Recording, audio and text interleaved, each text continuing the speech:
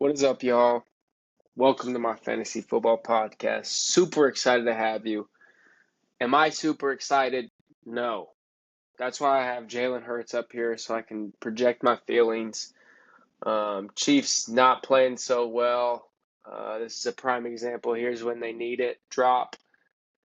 Welcome to the butter factory. Chiefs are not playing very good at all. Didn't finish out the game. This is literally how I feel. I was very mad at Travis Kelce last night. Kept saying Tony Gonzalez is now my favorite tight end for the Chiefs of all time. But I think I'm being really hard on him, man. I really am. I mean, you really can't blame the whole season on him. I mean, yeah, it happens, but he's not the only guy who dropped the ball. Rashid Rice, Noah Gray, um, just wasn't putting it together. Patrick Mahomes running everywhere. You can tell he doesn't want to run. And if you're looking at the playoff bracket right now, like I am, Chiefs are nowhere to be found. This one's a little inaccurate. This one doesn't have the Chargers win tonight, so flip Chargers and Buffalo.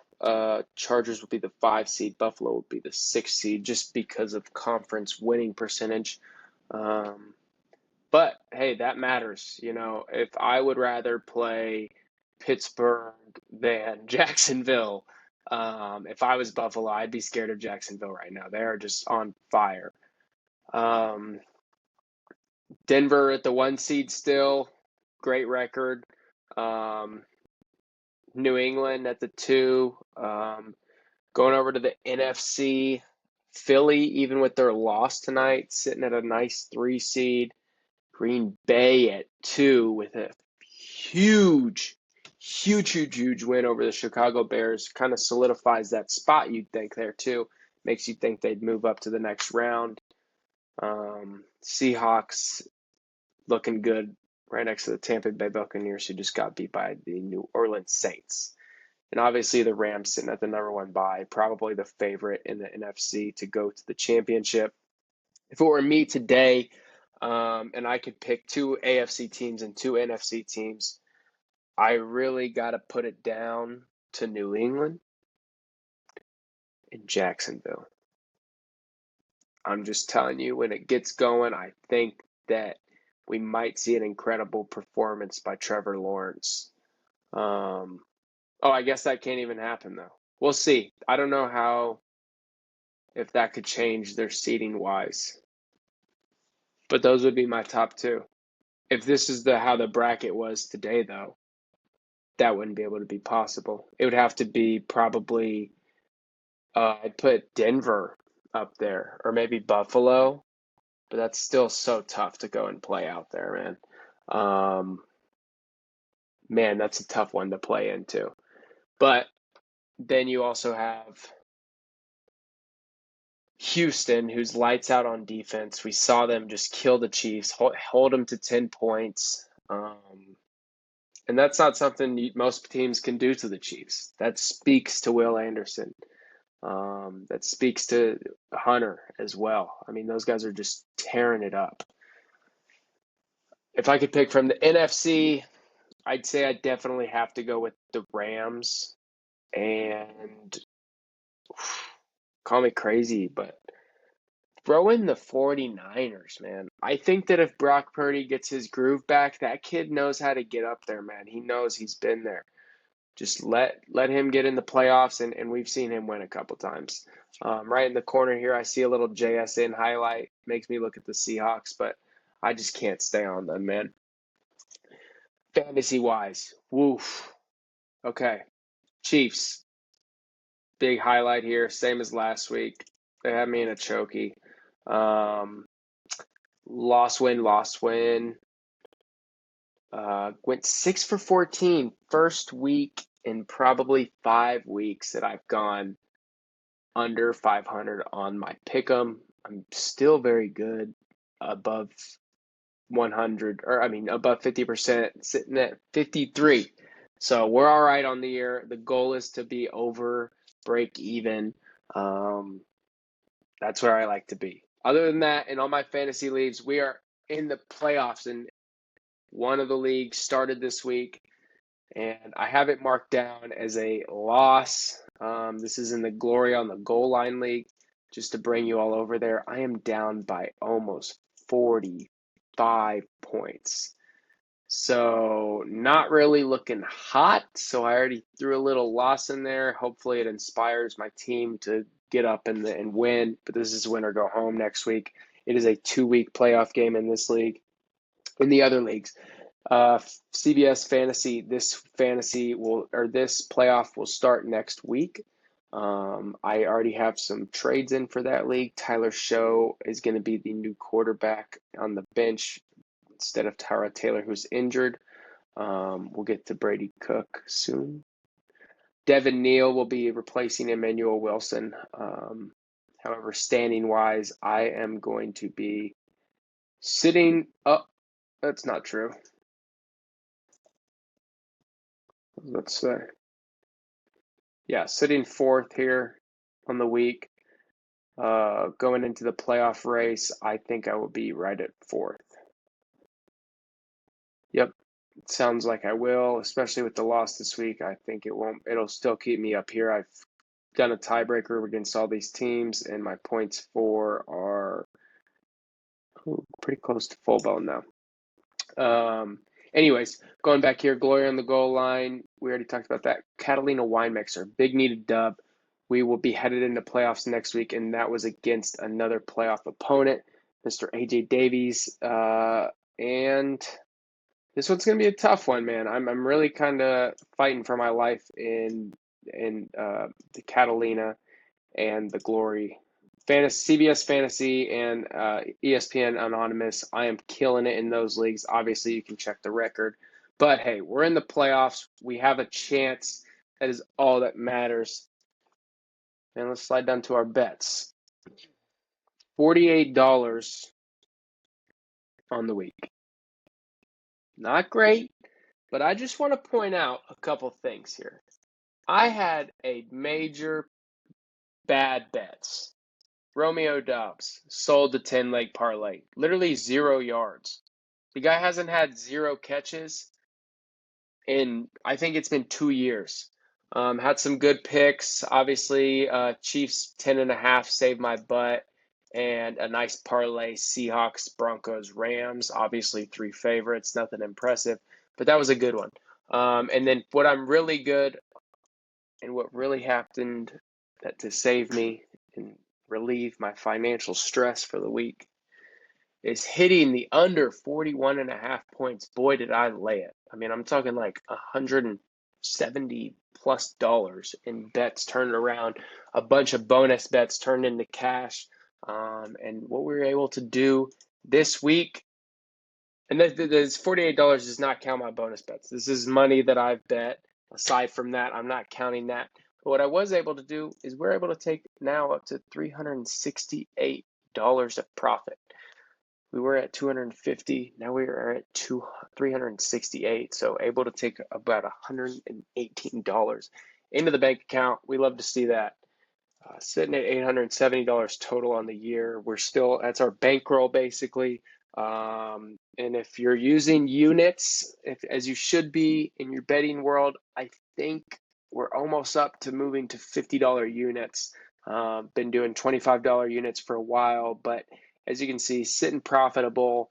I just need to, if you're sitting at like little amounts per week, it might be worth it to move it up, especially if you're hitting above 50%. That's why it's so important to track your bets, people.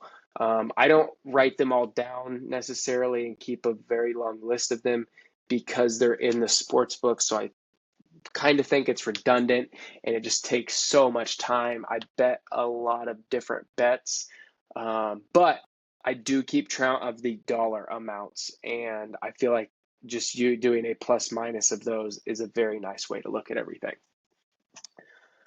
CBS Pick'em. Let's get into a nice little recap for the week too. Cowboys and Lions. We didn't really get to chat about this one, but boy, was I wrong about that. I mean, we sat on here with George Pickens as the screen at the start of the last podcast, and look at us now, man, slapped by 14 points. I mean, just got annihilated. I think the only bets that I had were like the Cowboys like plus 16 for some reason, and then a bunch of like receiver parlays on this one. But that was a bad beat. Lions turning the season around. They really do look 8-5. Um, you see teams perform for a couple weeks, they just kind of have a slump. But boy, did Jahmyr Gibbs say, hey, I'll put the team on my back. Let's go. Let's just beat the Cowboys. 3 touchdowns for the running back. Good for Jahmyr Gibbs. Seahawks solidifying that they're the superior bird over the Falcons. 37-9. What was that? Belt to booty. I mean, totally took the 7.5 points. A lot of people were scared about this one, especially because Sam Darnold was questionable early in the week. But I think this one was just, once they started going, the Seahawks just rolled. It was 6-6 at halftime. But, I mean, like I'm saying, once they started going, they started going. If I didn't tell you that it was 6-6 at halftime, you would have been like, whoa, that's crazy. Kind of a testament to the Falcons still being able to come out with a good game plan, but huge testament to Mike McDonald and everybody on the Seahawks team for able to formulate a good game plan at half and just switch it around. Steelers, bring it to the Ravens. We thought the Ravens would cover 5.5. Steelers outright win by 5. Craziness. Lamar Jackson, I just feel bad for him. I don't know what's up with him not performing like he can, and Aaron Rodgers coming out here doing great things. This put these Steelers in the first place of the division. This was probably one of the biggest games of the weekend. I mean, besides the Packers Bears, oh yeah, I'd say the Packers Bears might have been bigger. But this one was huge, man, especially showing you guys that Lamar Jackson is not who he was when he's injured. He needs them legs, man. Everybody needs them legs. You see Patrick Mahomes yesterday. Whenever he starts running and he has to slow down and go out of bounds because his knee's hurting. I mean, these guys fight through injuries, man. It's so rewarding to watch, because they just lay their lives on the line. Um, Titans, Browns. Wow, such a close one here. I was kind of pissed. I don't know what Kevin Stefanski is thinking. I think he'll be on his way out in the next few weeks. You watch Shedeur Sanders score a touchdown, and then you take him out. I just don't understand. For the 2-point conversion, you watch him score the touchdown, and then you take him out. And you run some boofy little reverse play that the guy that was at quarterback doesn't even know how to do. That was embarrassing, quite frankly. So, good on the Titans. Cam Ward showed that he might be the superior rookie quarterback. But no one would say that. Everyone wants to love Shedeur. But good job to Cam Ward, I gotta say. Jags, Colts. Poor Daniel Jones. Torn Achilles, man. That's the worst one. I mean, he'll just be out. Season ending. They kicked their butt. And what's happening here, man? Jaguars are on top. I'm telling you, they're a fighting force in the AFC. I'd look at what their line is. Let's go check that out. Is Jags to win the bowl, win the division. Jags, to win their division, already 165. I think they definitely could over Houston. They do have, oh my gosh, with this cupcake schedule, go lock that in right now. Freaking Jags to win the division. That's crazy. Houston, could easily take a loss to the Chargers here. Oh, goodness, that could be that one. But they have a cupcake schedule, too. So that means that they have to win out. And they're still one game back. And I think Jacksonville might have the tiebreaker on them, too. Yeah, plus 150 to win the division. I would lock that in. Jaguars minus 165 to win the division, plus 700 to win the conference. That's a tough one, though. You don't know if they'll take the entire AFC over, a little Drake May or Joe Burrow scooting in there. I don't even want to mention the Chiefs, man. This is so sickening. I don't even know if they'll get there, man. Back to the problem at hand. Commanders. I was so wrong about this. I was so confident about this. The line switched late, and they got shut out 31-0, man. The Vikings lost the week before 26-0, and then they pitch a shutout. And I even was listening to someone, it was Nick Wright, and he was talking about how teams that are off a shutout usually perform very good because they're like, hey, man, we can't do this 2 weeks in a row. It'll just make us look bad. No one's going to want to hire us. And he said that the line should have moved the other way, like maybe a couple points towards the Vikings. And he said, no, it's moving towards the Commanders. That's strange, just because Jaden Daniels playing. Man, was he right. Laid it on him. Laid it on the Vikings. Okay, this one I was confident about, and I'm glad I was. Made a little money. This was kind of a savior for the weekend. Dolphins, -2.5. They should have gotten about 5, but it doesn't matter. They took 24 points on them. Imagine the freaking odds on that bad boy right there. And then look at this. Saints win outright against the Buccaneers. I just got to say that Baker Mayfield is in the Baker Mayfield cycle. That just means that he is either performing well, being doubted, overperforming against the haters, and then he performs bad again, and then it just is a continuous cycle. So here we are with him in the performing bad, where Tyler Show has 2 rushing touchdowns and outperforms him. With a backup running back, Devin Neal. Saints fighting champs at 3-10. Just kidding. They're just fighting for jobs, man. And wow, Bengals to cover. Look at what that one did. 5.5 points. Vegas cooked that one up. Huge scoring game. This was a beautiful game to watch. I mean, I was like the whole time. I mean, my mouth is just dropped open. I mean, it was like winter wonderland. It was like playing football with your friends in the snow when you're a kid. I loved this one, man. This one just is football. And props to Josh Allen, being just a dog. I mean, anytime that it was 3rd and long, it didn't matter, man. Josh Allen, he's like, okay, you're not going to put a spy on me? I'll run it 40 yards.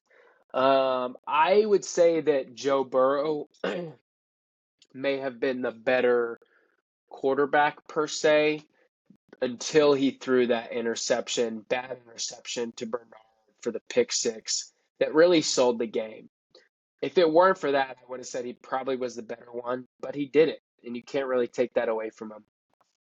But Josh Allen, man, piecing it together, making himself look good, throwing some crazy plays. One of them to number 10, I think, is Shakir, just a dime. I mean, through 4 defenders.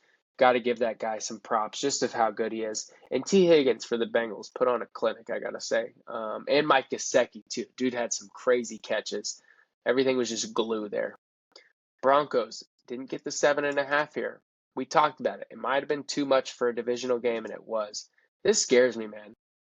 They're keeping it within a touchdown on the Broncos. This is where I think that the Chiefs are going to come in and ruin the Broncos season. I don't even know how the Broncos will win the division now. I mean, if the Chargers keep winning, I guess record-wise, they might not even touch them. Let's go check the standing-wise real quick. There is, 2 games back now. So it sounds like Chargers are going to be like a plus. What to win the division? It's not even giving me a line. That's cruel. Yeah, Chiefs totally out of it, man. I have the Chiefs at plus 2,800. What are the Chargers at? Chargers win division odds. NFL Division Futures. Of course, it's just not even going to give it to me. Why would it give it to me when we need it on the screen for you guys?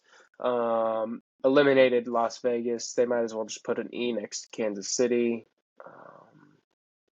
They're killing me, man. They're just shooting me in the foot. Most points for, second most points against. Okay, we have to win against the Chargers at home, at the Titans, which will be an easy one. At home versus the Broncos. Let's take it to the Raiders again. We'll put 40 points on the Raiders. That'll be a good one.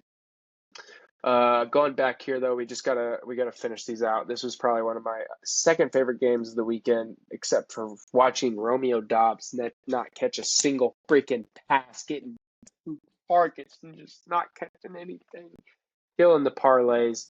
But what I gotta say, Marvin, or I can just say his name, man. Oh my gosh, Luther on the Bears. I was loving to see him, Luther the third, because we didn't even talk about this. Where was the Jets game?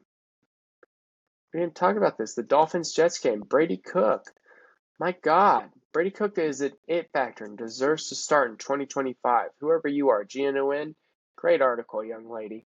I love this guy. Missouri football player. I don't even know where he's from outside of Missouri, but he played at Mizzou. I think he had a terrible stat line, but here we are, man. He's playing for the Jets. What do you want from him? All right, let the kid just play for a couple weeks. All right, then see if he's bad. Don't get mad at him now. That's their third string quarterback. So there's not really another option. Tyrod's out, so it's up to them. Whoever the Jets play next week, though, take money line against them. But yeah, Packers brought it to him, running the heck out of the football with Josh Jacobs. Let's slide over to that game real quick. It's actually kind of a very, look at this, up, down, up, down, up, down. Josh Jacobs, 20 attempts, 86 yards, a touchdown, 4.3 yards per carry. Jordan Love, 17 for 25, 3 touchdowns, interception. Hey, Caleb Williams didn't have a bad game either, but his rushing team is still carrying him. And, man, they were just eating up the clock. Ben Johnson was just being a freaking total field general, controlling the entire game until the Packers were able to slip away with a couple touchdowns at the end that just totally put it out of reach. But got to give it to them. Oh, and Rams laying the wood on the Cardinals. We knew this would be a bounce-back game. And they had a big bounce-back game, especially against a divisional opponent. We love to see this. But what we don't love to see is our Chiefs losing. We sat here and we go, 3.5. Not a good line to lay.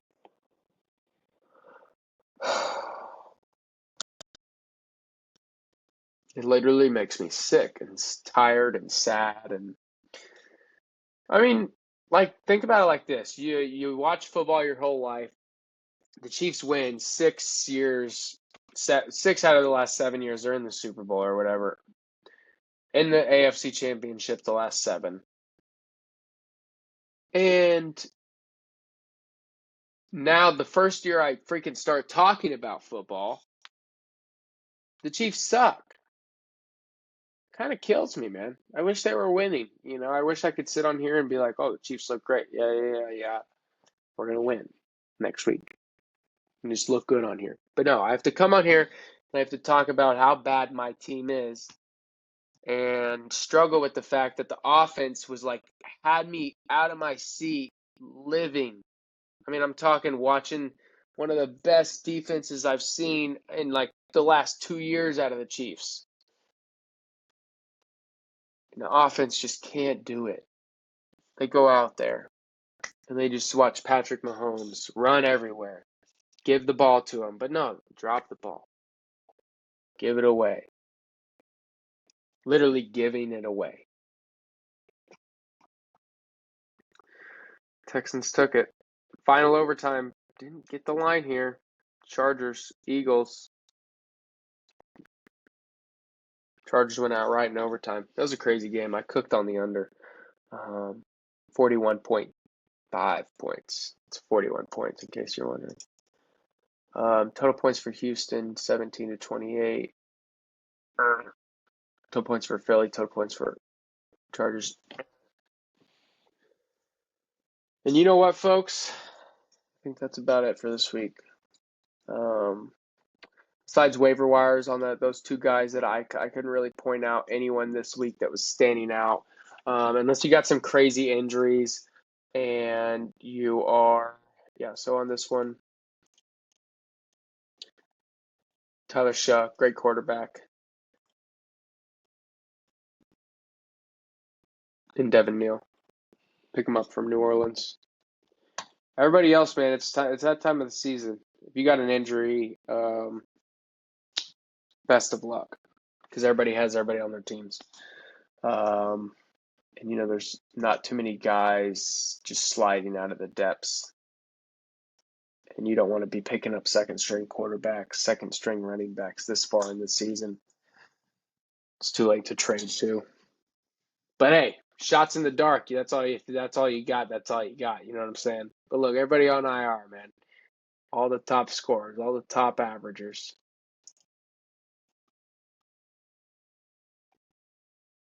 Poor guys. Yeah, man. Anyways, let's get into the week.